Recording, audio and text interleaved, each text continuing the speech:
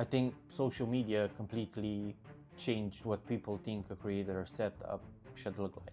And everywhere online you look, everybody seems to have these big studios, these big camera crews, all the expensive gear and lights and cameras. Everybody's, oh yeah, you have to shoot 4K, you have to shoot log, you have to learn like 3, 4, 5 different editing softwares, you know how to do transitions and how to edit and cut your videos. And I used to think that's what it takes to actually start a YouTube channel. And I guess I was wrong. This setup right here is actually the first setup that stopped me from overthinking everything and just trying to create consistently. If you watch my previous video, you know I already work a full-time job, a 9 to 5 from Monday to Friday, and in the weekends I'm a photographer and videographer for various events and clients, and trying to balance all of these while trying to create content for YouTube and trying to be consistent seems like a lot to deal with. And I realized something pretty quick: if my setup gets overly complicated and it takes me half an hour to set it up after I get home from work, I'm just not gonna create. I mean, it's really hard after 8 hours, 9 hours of actually working and draining out your social and creative batteries to actually get started filming for YouTube. I spent months researching cameras, microphones, lights, the perfect setup, how to actually change my desk, how to reorganize things around the house, just to be able to start creating, to having the perfect setup. And guess what? I actually managed to do a small creators corner with what I already had in the house and not moving everything around and redecorating and spending a lot of money to actually start creating some. I wanted a simple and fast enough setup to actually come from work and enjoy the process of creating content. And I managed this with a light, a tripod, and a phone. You can do that. Everybody can do that actually. Now when I come from work, I just relax for a bit and then start thinking about what I'm gonna say when I turn on the camera, and then just install it, sit down on the couch and start recording. And the most important part of this whole setup is probably something you already have. It's your phone. Because most of us already own a pretty good phone. Even if it's 3 or 4 years old, it can still record decent video. I mean, you don't really need an expensive camera. You don't really need a studio or anything else for that matter. I think beginner content creators don't really realize how much powerful these new phones are and what you can actually achieve with them. Honestly, we've been carrying them in our pocket every day, using them, but never to actually start creating something for us. And yes, most people online really recommend you, especially if you have an iPhone, to like use Apple ProRes, to use the Blackmagic camera app, and I tried those, but they're not gonna work for me, and probably in the beginning they're not gonna work for you either, because the Blackmagic camera app actually requires a bit of skill to use, even though most videos say like, oh yeah, you press a few things on your screen and then you just start recording. No, you actually shoot in log. Log takes up a lot of space, so you need an external SSD to store all your footage on, and then actually you need something like DaVinci Resolve or Premiere Pro to edit and start learning how to color grade and how to cut and stabilize if needed, or do a lot of things that actually they feel like a chore and maybe stop you from creating, because that's what happened to me. I'm recording this on an iPhone, but I'm not using Apple ProRes, I'm not using the Blackmagic camera app.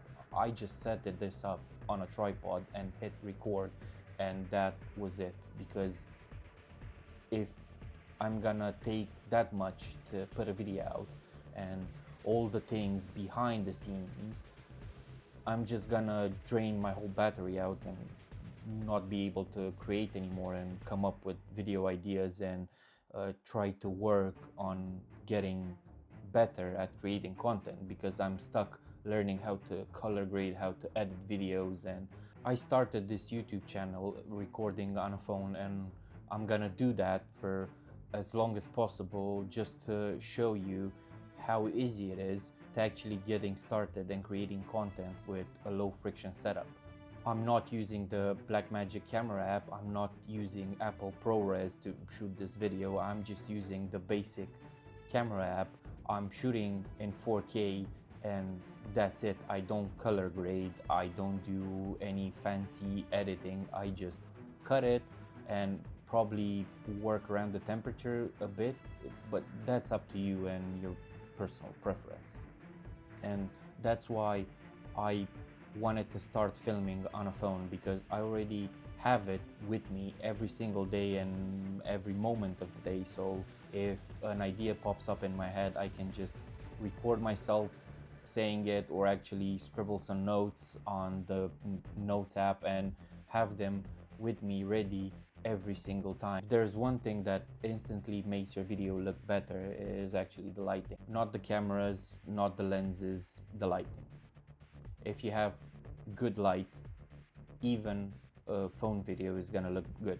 Even a simple softbox changed the look of my videos completely. And I encourage you, if you want to do this from your house and don't have a good light source, to actually invest in a cheap softbox that can up your video. Even this simple softbox changed my videos completely. And the accent light you're seeing back there is a nice touch, but it's not a must. I'm using it because I already invested in that type of light for my photography and videography career, and you don't have to actually start investing from the first video.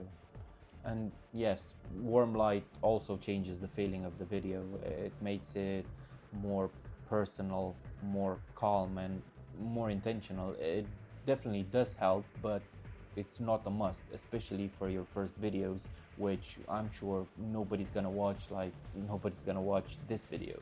The second thing a lot of creators massively underestimate is audio.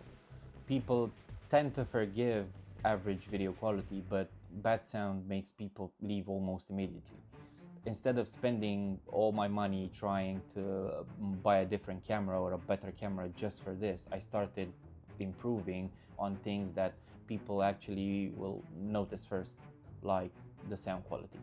And even something small like these DJI Mic Mini 2s will actually improve your videos way more than a camera would. You don't have to buy the most expensive one. I actually use the kit with just one transmitter and a mobile receiver, because that's what I'm gonna use to shoot my videos on, so I don't need a camera receiver. This setup is less about gear and more about removing friction. After working all day, you don't want that setup to take 45 minutes, an hour to prepare. You want something simple enough that you can actually sit down tired, press record, and still be able to create something that you're happy with and your audience is happy with. The best setup is not the most expensive one, it's the one that actually you use consistently and gets you creating. A lot of creators are actually waiting for a setup they won't need at the beginning, and of course better gear does help, but I think most people have enough gear to start learning and start creating. Not perfect gear, but enough gear. And maybe the real difference comes from deciding to actually use it. So this isn't a dream studio, it's just a realistic setup built around someone who's trying to create something after balancing normal life, a job, and a side gig. And honestly, I think it's enough for me now. If you're also trying to build a creator setup without wasting money on things you probably don't need, maybe subscribe and we'll try to figure this out together.